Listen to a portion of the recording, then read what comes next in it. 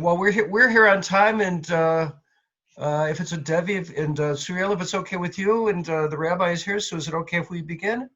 Sure. Yes. Okay. Yes. Okay. Terrific. It's a great pleasure, just really a great pleasure to be able to meet all of you, to see members. No, can you help me here?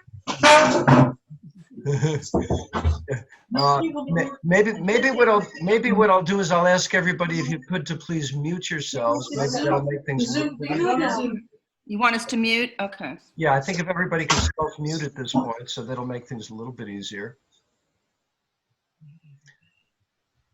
So that way any background noise and ringing phones and things like that won't distract us as much as possible. So again, I'd like to welcome everyone. I'd like to welcome Rabbi Friedman. It's a covered goal to meet you, Rabbi Friedman. And I'd like to thank, on my behalf, I'm Rabbi Zev Mason. For those of you in Israel who I haven't yet had the pleasure of meeting, but I'm meeting you now, so we've already met. It's very nice to meet you.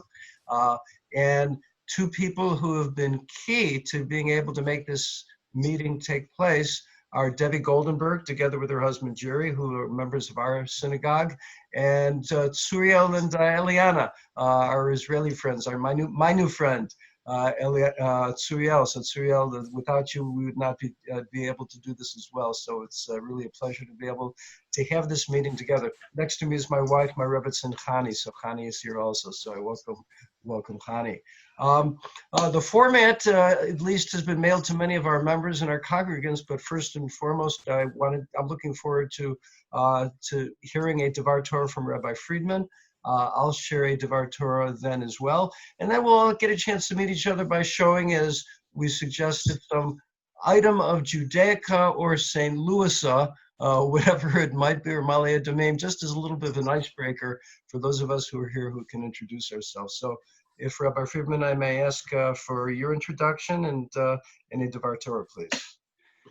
Birshut, Rabbi Zev Samson Shlita, it's a pleasure to meet you, and I already can see that the amazing enthusiasm and special warmth of Musar Avicha of St. Louis, as the rabbi so beautifully or eloquently began. I'd like to thank all those helping in St. Louis, helped organize this, Debbie, the Goldenbergs, and our good friends Tsuriel and Eliana Yorav, and other members of Musar Avicha Shul, Promise, and others. This really unique opportunity to gather together and connect world, especially in a time where we're so distant from each other. I'll say something very short, and then I would love to hear the Rav and his ideas, and also members of the community. Even though we're transferring over to a new week, we can still talk about Parshat Shoftim, as the Gemara says that you can theoretically say Havdalah 3 days after Shabbat, because it's still connected to the week before. And in Parshat Shoftim, there is an interesting pasuk that, in fact, reminds us of a term in Chumash said many times, a repetition of a word. So in the first aliyah of Parshat Shoftim, there's the pasuk Tzedek Tzedek Tirdof Leman Tichye Ve'arash Et Haaretz Asher Hashem Elokecha Noten Lach. Justice, justice you must pursue. They will have live and inherit the land that Hashem is giving to you. And of course, there's a discussion in the Gemara, why is it mentioned twice? We have this with a number of halachot, a number of psukim, whether it be tzedakah, naton titen, eved ivri hakeh takeh, and so on and so forth. Many commentators give all kinds of different ideas behind the repetition. I think one of the most basic ideas is that in Judaism, as opposed to, we'd say, worldly things, when the Torah wants to focus on an action, on a characteristic, it's not enough just to apply the action. One must embody it. When a doctor is taking care of a patient, it's not just enough for him doing his job. He should embody and live saving lives, especially at this time of Corona. When a teacher is teaching children or educating other people, it's not enough just want to pass over the material. You have to live and embody it. Same too with a judge. When it says tzedek tzedek tirdof, when it means justice you shall pursue, it's a message to judges. It's not enough just to give the correct ruling. One must embody justice. In fact, the Gemara in Ketubot says that even to give a judge money to do the right thing is inappropriate, because that doesn't rectify and resemble what a real judge should look like. He should distance himself from everything possible. And there's no question that Judaism, we are asked to embody and connect with everything we do. And I think there's no better time and no better place to talk about community. In Judaism, it's lovely to daven with a minyan, and it's amazing to hear Shirei Torah and to do mitzvot and do chesed. But the community, to unify communities, that amplifies and embodies Torah. It's very easy to makayem mitzvot. It's very easy to go along with the Jewish lifestyle, but to really live it and embody it, we can only do when we're a community. And to see two amazing communities with dynamic and different people connect because they care about unifying, that represents that message. Tzedek, tzedek, naton titen, hakeh takeh, to embody Torah. With the reshut of the Rav, I would like to mention something very briefly. My kihila is very aware of it, and I think there's no better time. This past Thursday, we lost Moiri V'Rabi Hagoyen Rav Zalman Nechemia Goldberg Shlita, my Rebbe Mufak, who had the big merit of learning with him b'chavrusa and also driving him for 6 years. And there's no question that Rav Zalman Nechemia Goldberg amplified this. He was a person of humbleness and warmth and caring. And it just as much of a Torah genius he was, it represented his actions. He was running away from kavod. He would do everything but tzniut and humbleness, and that's why he merited the amazing, prestigious honor he held, giving tens of thousands of Torah classes all over the world, being one of the top Jewish justices in the world for years to come. And we B'ezrat Hashem hope that this event will be Leilui Nishmato. I'm very excited to hear from the entire Nusach Hari community, and I'm very happy to see some of our prestigious members here from Musar Avicha.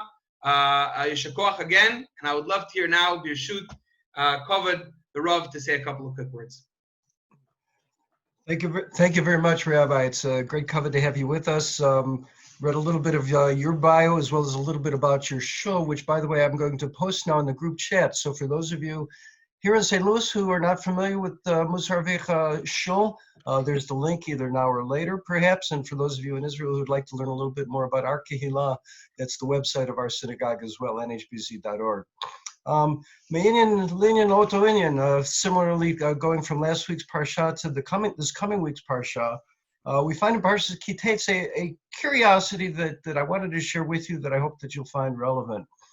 We find that historically there are a number of nations that exhibited cruelty towards the Jewish people, part of our history. But as a result of the cruelty that certain nations exhibited and acted towards us, the Torah says that those individuals who might convert to Judaism would never be allowed to marry into the Jewish people, into the Kahal. So we find that there are such nations who did acts of cruelty such as Moab and such as Ammon. But remarkably, the Egyptian nation, the original Egyptians, we are told in the Torah that after a third generation, an Egyptian would be allowed to marry into the Kahal of Israel. And in fact, we are not, the Torah says, allowed to hate a Mitzri. Today, the Egyptians, of course, are different than the original Egyptians, but if we knew who one of the original Egyptians were, the Torah says we're not allowed to hate an Egyptian, and after the third generation, an Egyptian could marry into the Kahal, marry into the Jewish people. So that seems curious, given that the Egyptians performed terrible acts of cruelty to Am Yisrael, and we're all familiar with the suffering that Bnei Yisrael experienced while we were in Mitzrayim for 210 years. So why were the Egyptians given a pass? Why were they given this free rein, in a sense, to be treated unlike these other nations that were banned from being able to marry into the Jewish people? So the answer is found in the Torah itself. And the Torah says simply, Lo titayev Mitzri, don't hate the Egyptian. Why? Higer hayita bartzo, because you lived in their land. Meaning that they showed us hospitality. When Yaakov Avinu and his family were in need during a time of starvation, the Egyptians demonstrated hachnasat orchim, that we lived in Egypt. And because of that one fact, remarkably, we have an obligation of, to use the Hebrew phrase that many of our members are familiar with, hakarat tov. We are obligated to express gratitude to the Egyptians, despite the fact that after a period of time, they acted in a horrible way to Bnei Yisrael. I thought of this and an idea that I wanted to share with you and with the Rav and with our friends in Musar Avicha Shul yesterday when I was saying Birkat HaMazon. So in Birkat HaMazon in the Harachamans, where we thank Hashem for the many blessings that we have, one of the Harachamans that I say in my Siddur, in the Koran Siddur, says the following. It says, Harachaman, let me find the exact one. It says, Harachaman Yivarechas Chayalet Tzavah Haganah Yisrael. May the compassionate one bless the members of Israel's defense forces, Ha'omdim Al Mishmar Atzenu, who stand guard over our land.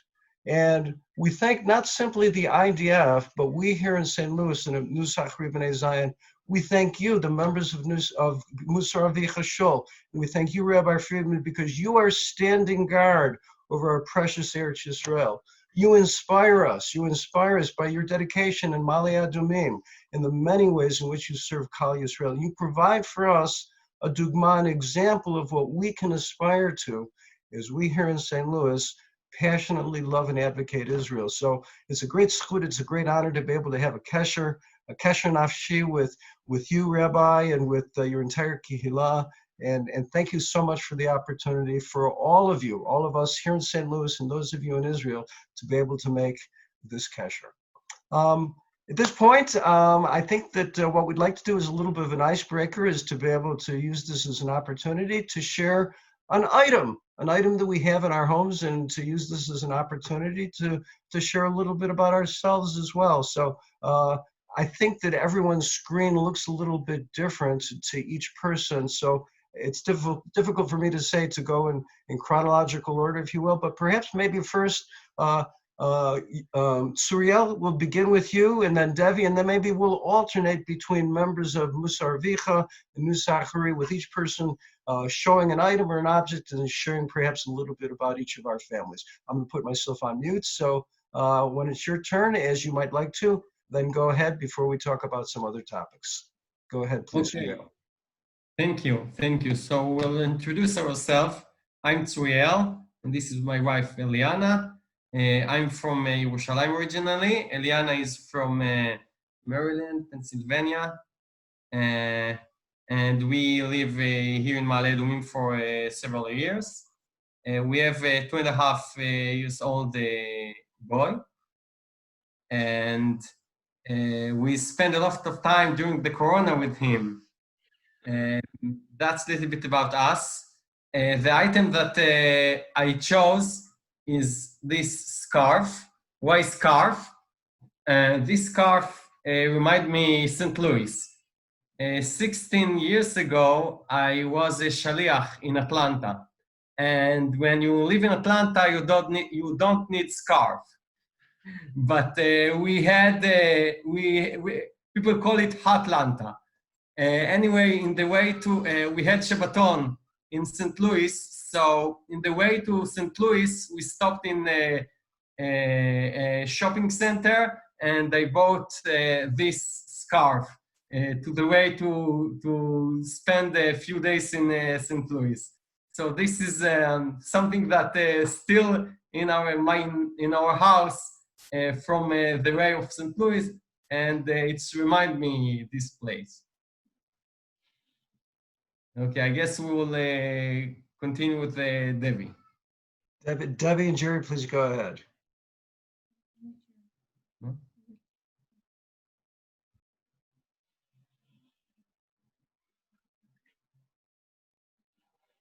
Unmute. Debbie, please unmute yourself. Debbie, you're on mute. Now I'm not on mute. You can hear me? There you go. You're good. Okay, so I couldn't decide. I have a menorah here and all this, and then I thought, you know what? This is kind of unique. I don't know if you guys know, Earl, a few people from Shaving Israel know this story, but anyway, this is a picture. Can you see it? And that's my grandfather. And this is before Israel became a state. And this is the little yeshiva. Now, I know we're supposed to talk about St. Louis. Now, their daughter, my mother, came to St. Louis, so there is a St. Louis connection. But this is the little yeshiva school in Milwaukee that my grandfather taught in with Golden Mayer.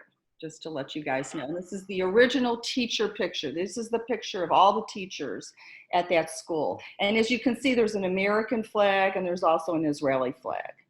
So, you know, later in terms of the story, they lost all their money in the Depression and they moved to, was called Palestine at that time. And my mother was in the Haganah, and, you know, my dad escaped anti-Semitism in Europe and they met in Israel. And I'm not going to go through the whole story, but just, I think this is unique because I have the original picture. And of course, the descendant of my, let me point him out, here's my grandfather, came to St. Louis. So that's how our family was able to immigrate to St. Louis. But she was born in Milwaukee, my mother.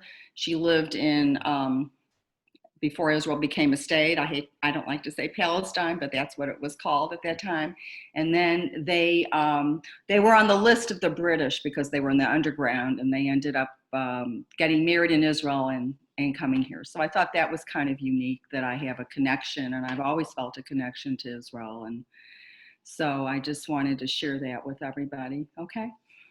Okay, terrific. Maybe if you don't mind, maybe just to make things a little bit easier, Michael Pomerantz, if you wouldn't mind telling us a little about yourself and your family and an item that you'd like to share with us.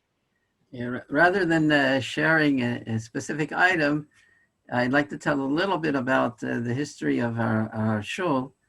I don't know anything about how long Nusach Hari has been around, but over 100 years, Michael. I read that, but over 100 years. Wow. 100 years. Wow, that's a long time. But I was not the rabbi at the time. I was debating, Rabbi. I wasn't sure. I was thinking close, but I'm glad to figure it out. Well, in fact, Musar Avicha has only been around for 32 years, and it actually started sort of by chance. There was no intent to start a shul, only to have prayers on Rosh Hashanah and Yom Kippur, and it's sort of like by inertia continued over the following Shabbatot until eventually we needed to find a real place to daven in. And for our first year, we were in 3 different locations. And eventually, after a year, we realized that we were really for good, and we started an official amuta in Hebrew, was a nonprofit organization. And then we've gone since then. For the first 29 years, we didn't have a rabbi. And then 2.5 years ago, we hired Rabbi Friedman, our first rabbi, which was a big change for a congregation to be without a rabbi for so long and suddenly have one. But we were able to do it, Baruch Hashem. And our community, I guess I would say that even though the founders of the shul were all English speakers, Olim, from different English-speaking countries, the first 10 or 15 years of our synagogue, I would say that our membership was probably about 70% Israeli and about 30% Olim. In the last 10 or 15 years, the tables have turned a little bit, and we've been drawing a lot more Olim into the congregation than the native Israelis, so that now I think it's more like 60-40 or something like that in the other direction, about 60% Olim, not necessarily English speakers, but from all over the world, and about 40% of our membership are native Israelis, and we have a lot of mixed families, that is like the Yoravs, that Tsuriel is Israeli born and Eliana is not. And we even have in the group that's meeting you guys from Nusach Hari, we have 2 people, myself and Yossi Kainer, who they only discovered yesterday, has a St. Louis connection. I lived in St. Louis as a very young child, from 1961 to 1963. and I went to kindergarten at the Epstein Hebrew Academy. I can't remember that much, except that I remember that I lived on Pennsylvania Avenue, if I'm not mistaken, in University City. I think that was the name of there is such a street. Yes, okay. So that's where I live. I don't remember much about St. Louis. It's been a long time, and I was only 5.5 years old when we left. But I was happy to discover that I'm not the only one here, that Yosef Kaner, when he gets to his chance to speak, maybe he'll say something about St. Louis. Okay, thank you, Michael, very much. Thank you very much. Earl, if you would share with us something about a little bit about yourself, Myra, your family, and maybe an object or so that you might like to share with us. Thank you, Rabbi. I have a bit of history. My mother's side of the family came from Eastern Europe. Area was either Russia or Poland, depending on what year you were talking about. My father's side was from Romania. My father and mother were the first born in the United States. And so I'm the second generation born in the United States. And by the way, Michael, I lived on Tulane, which is 2 blocks away from Pennsylvania, but it was a little earlier than you came. In terms of my family, my wife, Myra, and I have 3 children. The 2 items that I wanted to show you today, one is not necessarily a happy object to talk about, but it's in the news. Whoops.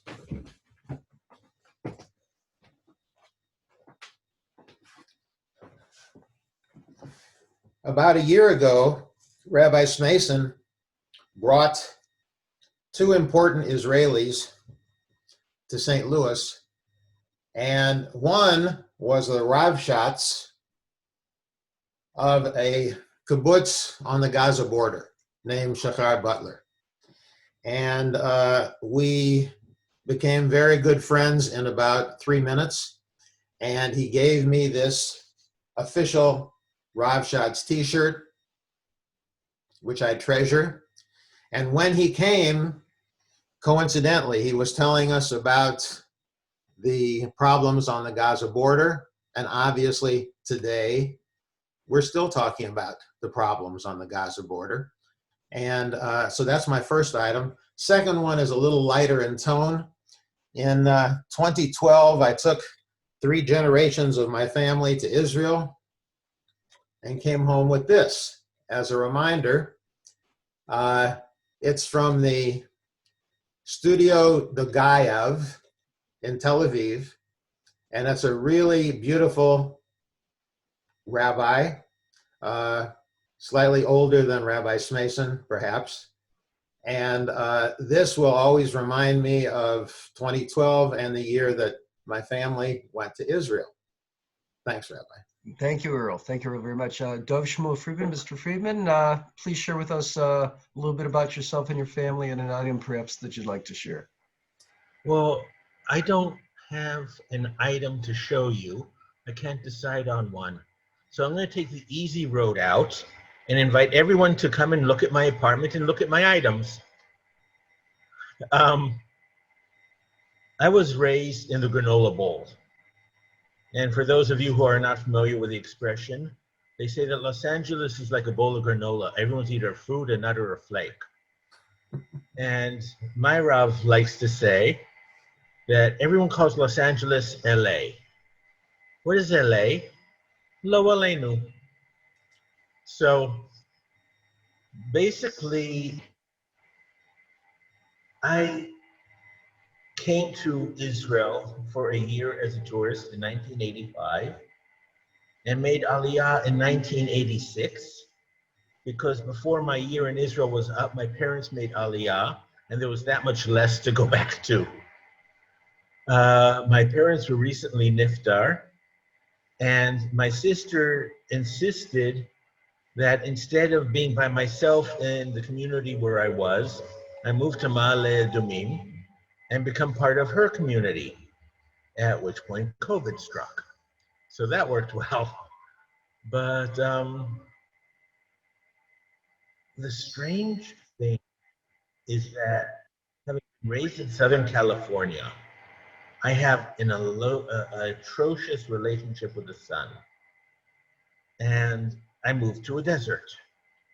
And the great thing about Ma'ale Adumim is, for reasons I'm unaware of, it's very windy. So the heat is that much less oppressive. And it's very green. It's a gorgeous area. And above and beyond this, I have finally found a community of Jews who understand Kehillah, which was absent in the roughly 30 years I lived in Yerushalayim.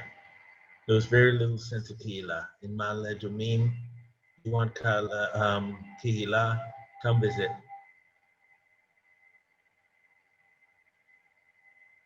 Thank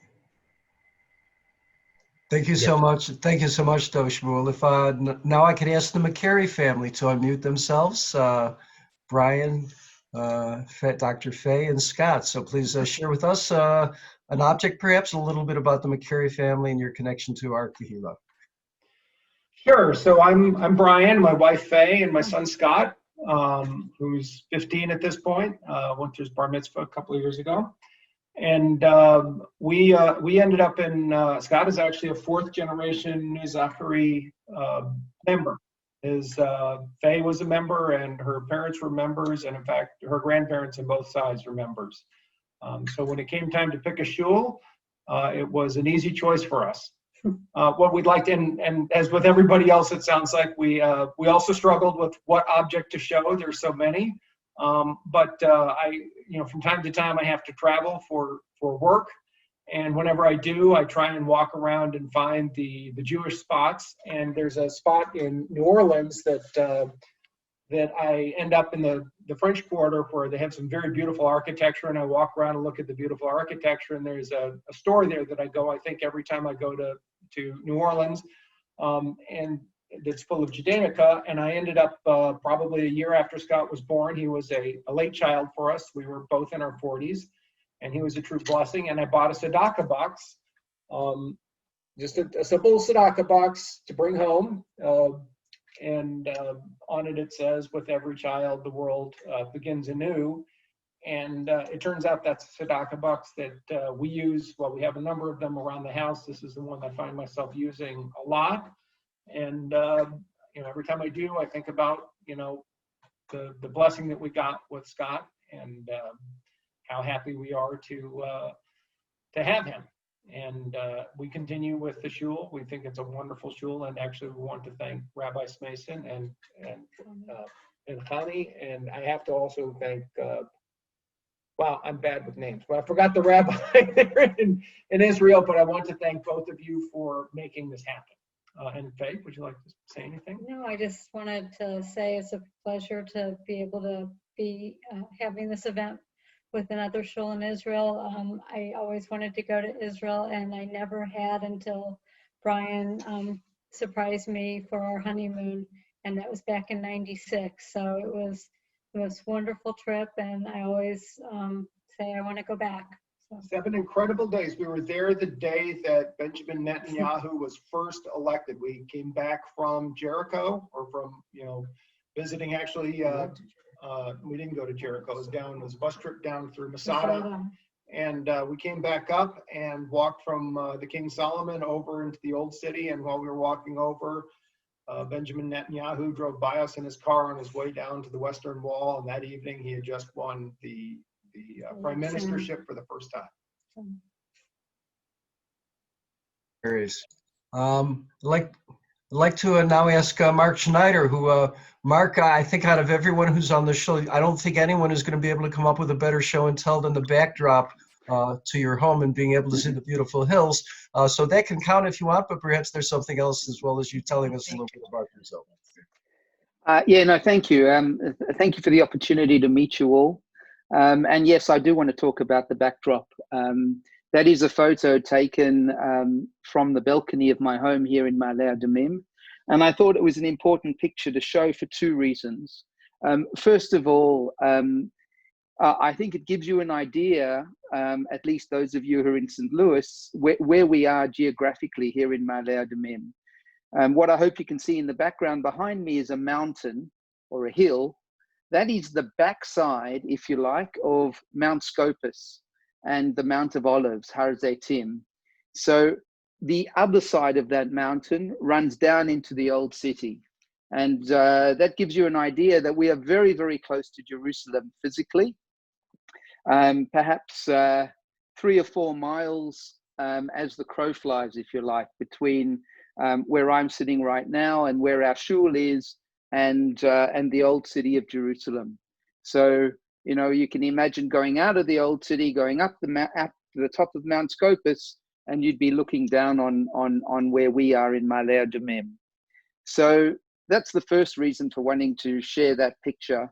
And the second one is more of a personal reason.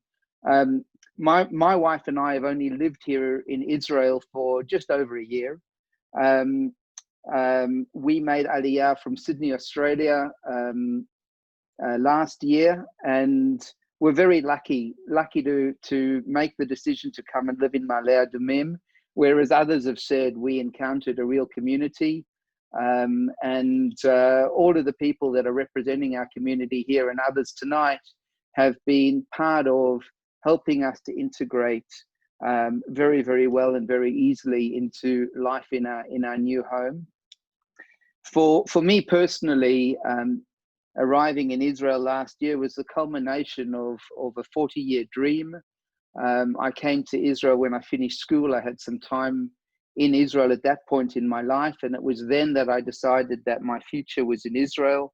But it took me about 40 years to actually make it happen, and it certainly proved to be something worth waiting for. We're very happy here.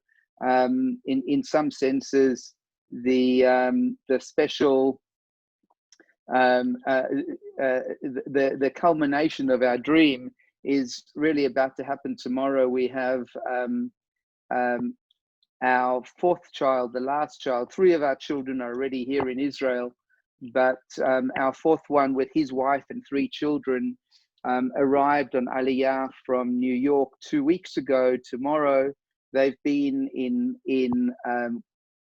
COVID-19 quarantine for 2 weeks. But tomorrow they'll be arriving in Ma'ale Adumim at the end of their quarantine and ready to start their new lives in Israel. And at that point, I think we'll feel a sense of completeness having all of our children and grandchildren here with us in Israel. So it's a special moment for us, and I'm very pleased to be able to share some of that emotion with those of you who are in the US. And I guess we have been talking about links with St. Louis. I've been to St. Louis myself. About 15 years ago, I was involved in the ethanol industry and was part of a roadshow where we were presenting to corn farmers all across the Midwest. I had to do a presentation on a Friday afternoon in a place called Effingham, which I believe is about 100 miles away from St. Louis. I was aware that this was going to happen, but my presentation finished about a half an hour before Shabbat was commencing in Effingham. The rest of the group that I was part of weren't Jewish, and they disappeared on in their private plane out of Effingham on Friday night and left me behind. And it was on Sunday morning. My return to civilization started with a drive from Effingham to St. Louis, where I was able to catch a plane and then rejoin my colleagues. So so I remember St. Louis, and I'm pleased that we've got a connection through the shul with a place that I visited personally. Thank you, Mark. It still remains difficult to find a minyan in Effingham. It's still difficult. Yes, I didn't have a minyan. And you still won't be able to find one.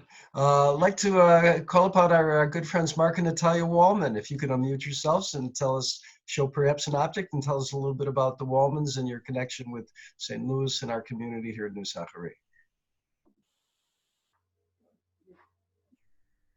I knew she would stick me with this. Okay, my name is Mark. This is my wife, Natalia. I'm joined here on my right by my youngest daughter, Michelle, who is staying off camera because she's shy. Whoops, we just lost everyone. Yep, there we are. Can you still hear us?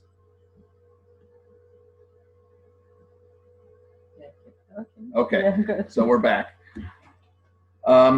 So we live here in the St. Louis area. I was born and raised on the Illinois side at Musar Avicha Shul, which unfortunately closed up many years ago. And then we had to turn our attentions a little bit further west for a shul. My wife is from Russia. She came here as a student 21 or 2 years ago, and I met her. Then I had seen her at the J, and then I met her at a party, and it's very odd that I would meet and then marry a Russian girl, because my grandparents all came from there, but they would never talk about the old country. The only thing I'd ever hear from them is the old country. So the object that I wanted to show is actually, there's two of them. These two little silver cups.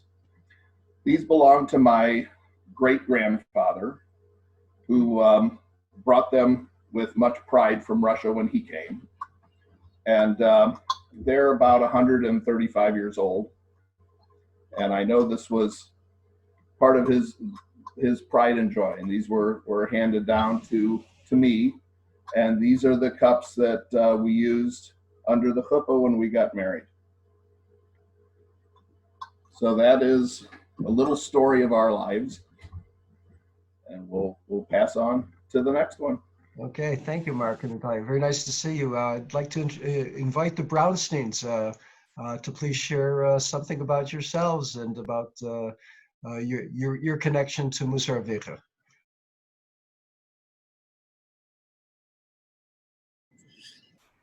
Hello, good evening. I'm going to leave Bernice to talk about us, and I'm going to come at you from left field.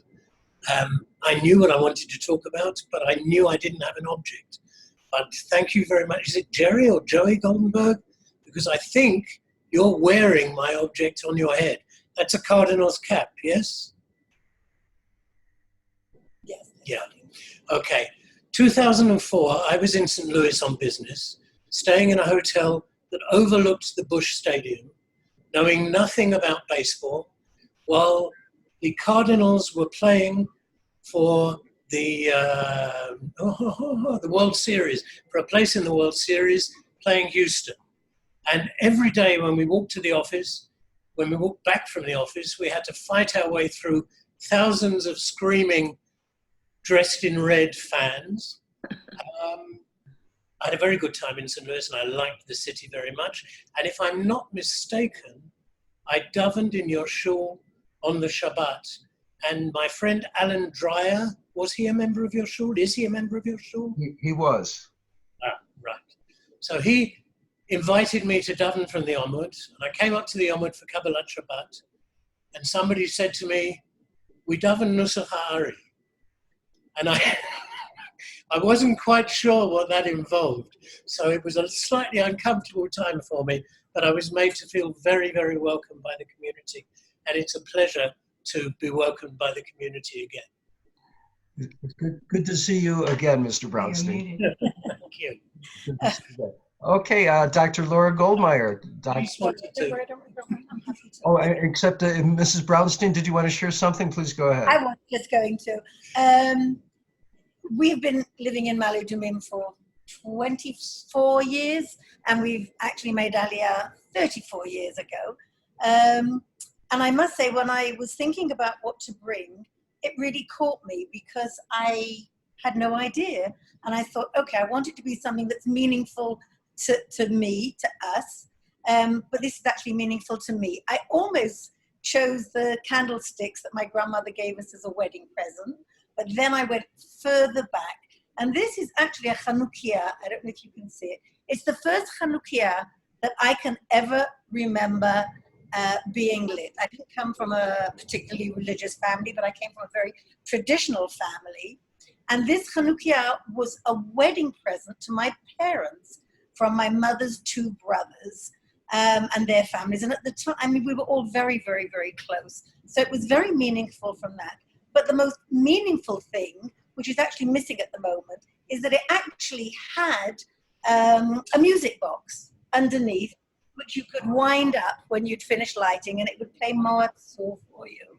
And I had never, ever, ever seen anything. And I used to wind it up and keep playing it non-stop through most of Hanukkah. So I haven't actually used it for a long time because now we use oil, and the oil doesn't fit in these anymore. But it's something that I will treasure for a long time. And I hope that my kids will treasure it when I'm no longer here to look after it. Marvelous. Thank you so much for sharing that with us. Dr. Laura Goldmeyer, please go ahead.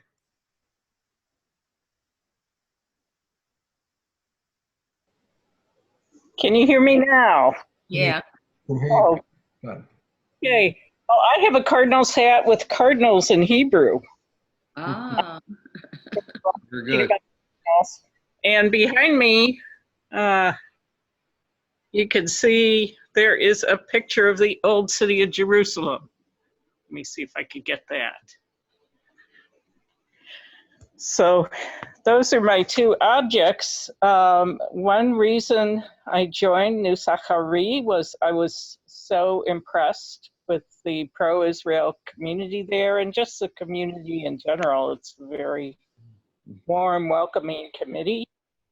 I wanted to mention an organization I'm president of, Shaving Israel. Devi is a member and Earl is also a member. To serve Israeli soldiers who lack family support, either from lack of funds, they're lone soldiers, or they're estranged from their family for some reason. And I invite all of you to visit our Facebook page and also our website as well. My husband is originally from New York. We're both physicians, and we met in medical school at the very romantic hospital cafeteria. My husband's father is from Germany. The rest of our family is from Eastern Europe originally. And my father-in-law moved from Berlin in 1938 to Haifa. He was in the Palmach. They remained in Israel until 1947, right before the War of Independence. He then moved to New York, where he met my mother-in-law. So our family has a lot of ties to Israel. We have cousins on both sides of our family who now live in Israel. And pro-Israel Jewish community is very important to both of us. We have two grown children. One works at UMSL with developmentally disadvantaged children. I should say UMSL is the University of Missouri St. Louis.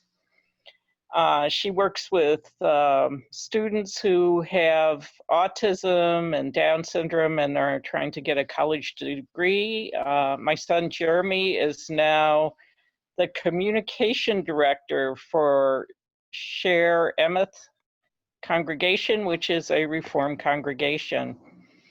So I'm hoping that my children will also retain ties to the Jewish community and have the same warm feelings that my husband and I do.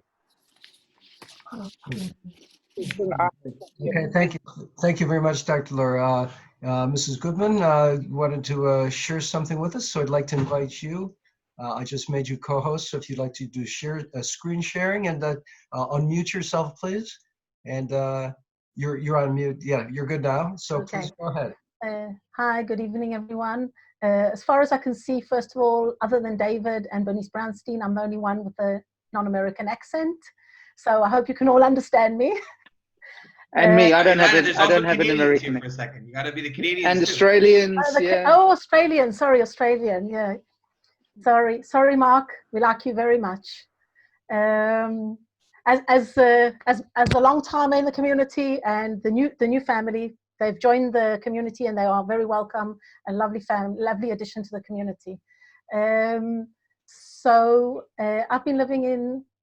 I'll get to my Aliyah story in a minute. I've been living in Adumim for 30 years.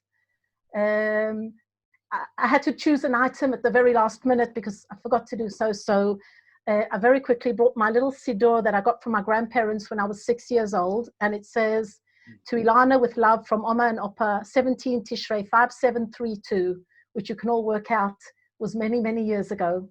So I decided to give the background to this, getting the siddur, and I'm going to share a picture for 1 second.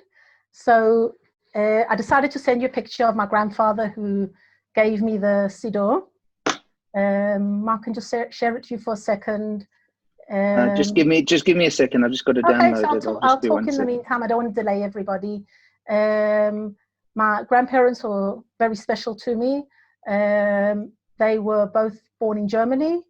In 1937, my grandmother's German non-Jewish boss said to her, "Get out, it's going to be bad for the Jews."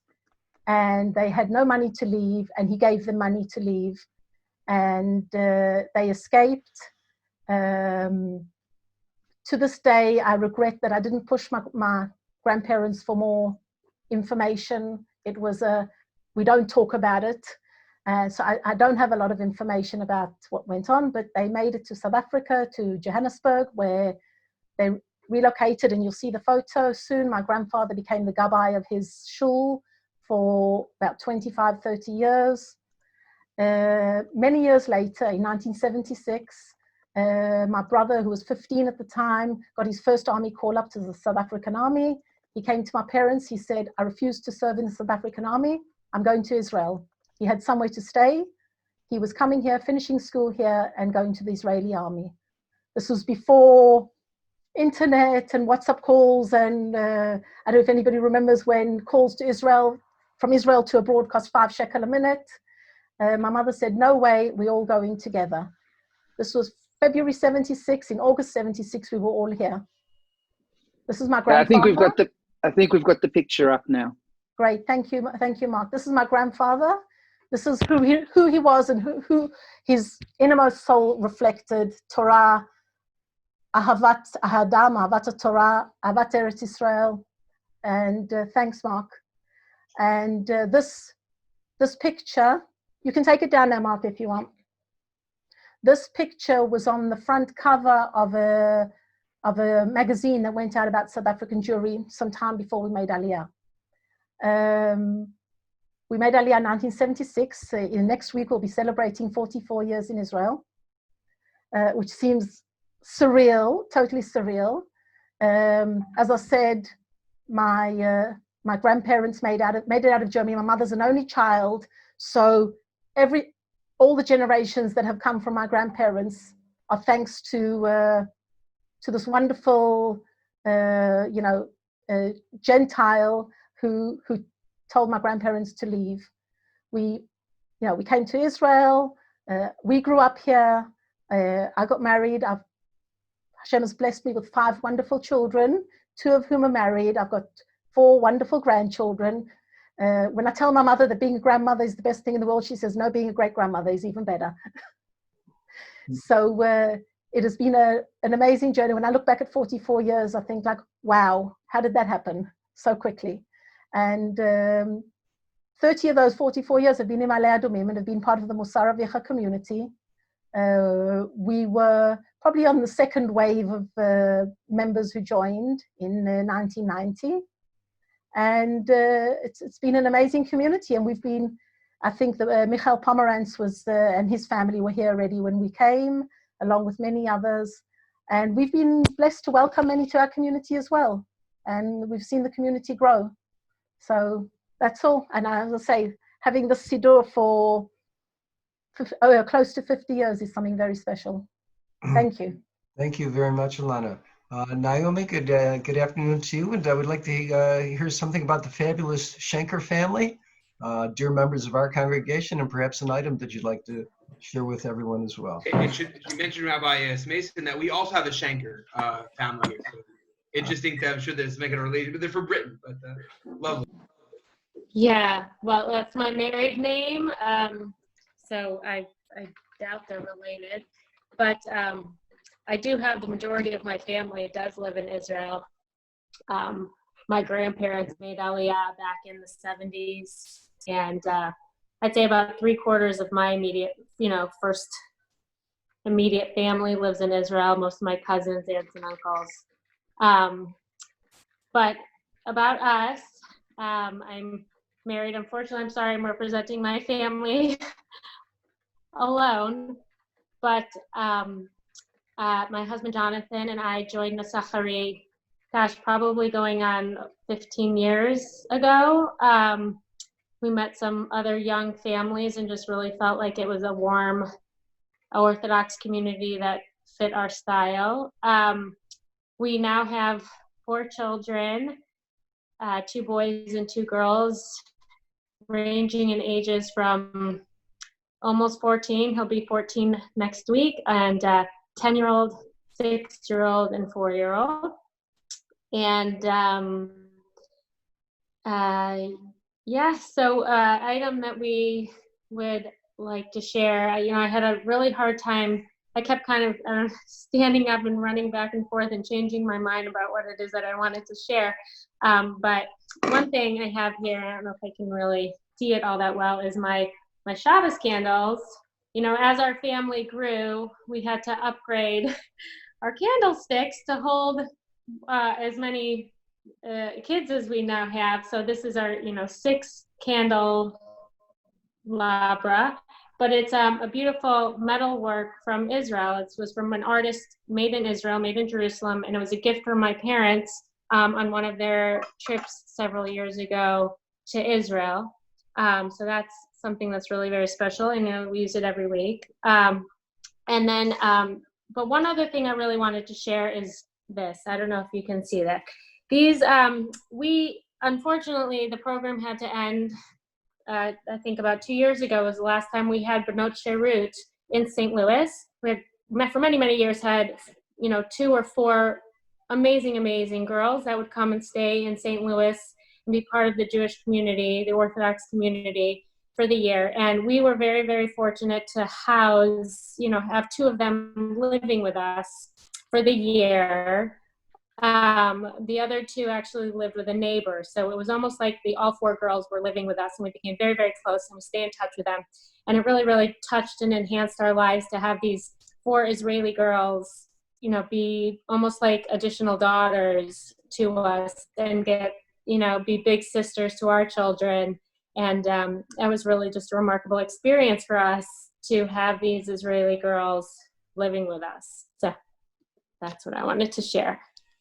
Okay, thank you so much, Naomi, with regards to your family. And Rivka, nice to meet you as well. So please share something about yourself and your family with us, if you can unmute. Okay, so I'm originally from Toronto, Canada, and I came on Aliyah. I was 24, almost 30 years ago, and I have what I wanted to say was I would personally like to thank everybody from your community for showing your support for Israel and for the Jewish people, because sometimes in our lives we get wound up in everything that we're doing, and I personally sometimes forget that you're out there, just like we were there growing up in Chutz La'aretz, abroad, and we gave to Karen Kayem, and seeing everybody and their support and their connection is very heartwarming, and thank you very much. Please continue. So I just want so what I wanted to share was, so I'm from Canada, and I have 4 children that were made and born in Israel. And I don't know if you saw my son walking back and forth, that's my baby, he's 18. And he's starting a Mechina program tomorrow, which is a preliminary military, the year before they go to the army. It's like voluntarily they go, it's a preparatory for the army. And it's really hard to believe that my baby is 18 and going to this he's going to hold a gun, and he's going to be with other boys with all their testosterone going and all their hormones working together. And I was going to share with you that we're all parents. We all raise our kids. We changed their diapers. We made their lunches. We got calls from teachers. We took them to the doctor. In some ways, we're so similar. Our lives are so similar. And in other ways, all 4 of my children served in the Army. And my daughter was she wasn't in combat, but my older sons were. And I remember the first time my daughter came home from basic training, and she got undressed, and they give them a dog tag. I don't know what's called in English, like a dog tag, like a MASH. Remember that show MASH? And I remember seeing her for the first time. She was 19, getting undressed, and she had this dog tag on, and I'm thinking, you can't imagine that feeling to see your child. And then my son, next line, he was so proud. He was in the Army called a magist, where he held the biggest rifle that was 90 kilos in the front of lines.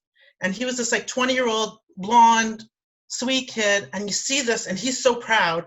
And since then, I have not slept. That's like 6 years ago. And they're so proud because they're like, thank God they're instilled in Zionism and the protection and security of Eretz Yisrael and Medinat Yisrael and the Jewish people. And I think that, excuse me for saying, like, I think humbly, that is maybe our differences as Jewish parents in Israel. Some of us that, and I'm sure Ilana can contest to it, and other of us that have children in the Army, once you see that, I don't know if it's because I wasn't born into that, but it changes you when you see your child coming home with those guns, rifles. And this one, my son here, he's like so excited to get into it. But that's what I wanted to share. And when I first came to Ma'ale Adumim, Ilana, I think, was the first person to invite us for a meal on Shabbat. Then came the Pomerances, invited us for a meal on Shabbat. And then the Brownsteins, I'm like their adopted niece, and it's really a wonderful community. And Rav Ezra started a couple years ago, and it's really a blessing, and we should just expand and have more brachas. And I just want to share with you. So I was also thinking of what to share. So when I was growing up in Toronto, I was part of a religious Zionist youth organization called B'nai Akiva. I don't know if you have that in St. Louis, B'nai Akiva. So I was like a chanicha, I was like a participant, and then I was a madricha, I was a counselor, and I was a counselor at the summer camp, and then when I came to Israel, I was part of it. And then my kids in Israel were chanichim in B'nai Akiva, and then they were counselors in B'nai Akiva. So last year, my son, this one that's getting ready to go to Mechina, he tells me the last Shabbat, Ima, you have to come, the last Shabbat, when he was a madrich in B'nai Akiva. And I go, they always say, stay away. They don't want their parents to come and see them. It's like a fadicha. It's like embarrassment. He goes, no, Ima, you have to come. Why did I come? Why did I come? Because I was awarded the special coveted member, a lifetime member of B'nai Akiva, because all my 4 children also were chanichim and also were madrichim. So they surprised me that it's called a snif, like the branch of Ma'ale Adumim, and they awarded me with this lifetime membership medallion. So that's what I want to share with you. Okay, everybody can applaud for that. Wonderful. Well, as much as I think many of you know, we had a very long list of questions and topics to discuss, and there's much more that I would like to learn myself about each of you. So I think as it's 9:30 in Israel, and it's getting a little bit late in the afternoon here, I'd like to, if I may, ask Rabbi Friedman if you have any parting words that you'd like to share with your kehillah and with us before I perhaps share a few final words as well. Sure. So first of all, I must say I find it absolutely incredible that a shul in St. Louis, a lovely place, and a shul in Ma'ale Adumim had so many connections. I'm not surprised that David Brownstein served as one of your chazanim. He's a tremendous Baal Tefillah also in our shul. And I'm also not surprised that Mark Schneider visited St. Louis, because if you said the Saharian Desert or Abu Dhabi, Mark would also say I was there for Shabbos. You have to know Mark. And to hear all the connections, such as the McCarries, when you were driving towards Mitzada, you passed by Ma'ale Adumim. And Earl, you brought that shirt from the Kambats. So I can tell you that I had the honor of serving in the Israeli Armed Forces right where you received that shirt, that kibbutz. I was in Cast Lead. And whether it be the Calabras that Mishanker showed, everything else, it's amazing how we're all connected. It's unbelievable. So first, I'd like to say that that Malei Adumim Musar Avicha should be a second home to all of you. Would be our honor and a pleasure to host you whenever you feel. We try to be a very warm community, and we have a lot in common. Before I say we have in common, I'd like to show my items so you can see this. This is a photo. It's actually a picture. My wife's an artist. So this is a picture of Tilim Kuf Nun.